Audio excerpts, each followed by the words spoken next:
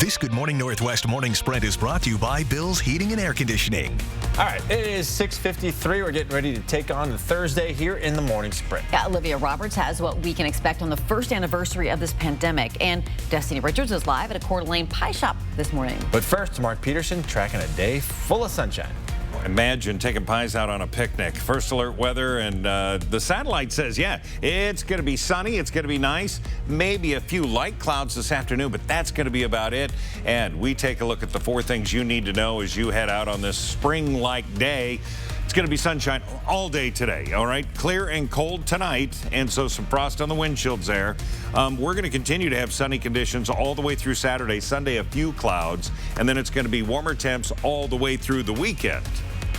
Breaking news from the Labor Department this morning. Its latest unemployment report shows another 712,000 people filed new claims last week. That's a drop of about 42,000 claims from the week before. As vaccination rates climb and more government help arrives through President Biden's relief plan, many experts think we will continue to see economic growth. And more breaking news this morning. A judge has granted prosecutors' request to add a third-degree murder charge against the former Minneapolis police officer charged in George Floyd's death. Derek Chauvin already faced second-degree murder and manslaughter charges. Legal experts say the additional charge helps prosecutors by giving jurors one more option to convict Chauvin. President Biden is set to sign that $1.9 trillion stimulus relief tomorrow. Most Americans are expected to receive their largest stimulus check yet, $1,400 per person. Also included in the package is a $300 weekly federal boost to unemployment benefits, $15 billion for long-term, low-interest loans for small businesses, and funding for vaccine distribution and school reopenings. In just hours, President Biden will make his first primetime address to the nation, marking 1 year since the pandemic was officially declared. It's an opportunity to commemorate the anniversary and remember the lives lost. The president will also talk about what comes next. We'll launch the next phase of the COVID response and explain what we will do as a government and what we will ask of the American people. There is light at the end of this dark tunnel of the past year. On this day last year, the World Health Organization declared the spread of COVID. Hours later, former President Donald Trump suspended travel from Europe. When President Biden delivers his nearly 20-minute speech to the nation tonight, more than 525,000 people will have died from COVID, the most of any country in the world. Instead of our local news tonight, we'll be airing the president's historic address to the nation.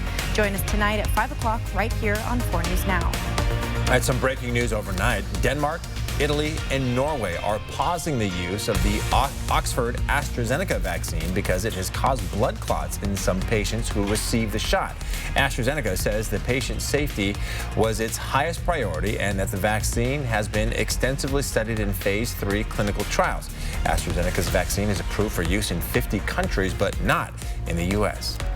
Today marks 10 years since a magnitude 9 earthquake and subsequent tsunami devastated large swaths of Japan's northern coast and triggered a meltdown at the Fukushima nuclear plant. More than 18,000 people died in the disaster, and today 40,000 people are still displaced by the radiation contamination. Japan's prime minister says a visit to the area Friday left him hopeful that, quote, Fukushima is recovering in a new direction. The Spokane Public Schools Board wants to hear from you again before it decides on supporting a downtown sports stadium. The Downtown Spokane Partnership has presented a new proposal for the stadium. It's asking the school board to use its $31 million bond for a new stadium and invest it into the downtown site rather than the plan to use it at the Joe Albee Stadium site. The board did talk about public testimony and possibly holding forums next week. The defense and prosecution have arrested their case in the trial of Tyler RAMBO, a young man who admitted to starting a fight and firing his gun in a crowded Coeur d'Alene park during a 4th of July celebration. Now the jury is deliberating Tyler RAMBO's fate. Here at Bean and Pie, the Pie Day celebration is this Sunday, so the kitchen is already hard at work making pies for the occasion. Pie is 3.14, so Pie Day is 3.14 this Sunday. You can pre-order hand pies right now by going to our website, kxly.com. We have a link, and the deadline is 9 tonight, and they do sell fast, so make sure to get your pie orders in. That's, again, happening this Sunday. And up next on Good Morning America, so many families are still adjusting to working and learning from home since the pandemic hit the U.S. a year ago. To help unravel that anxiety, GMA is taking a look at a new book by 2 education experts.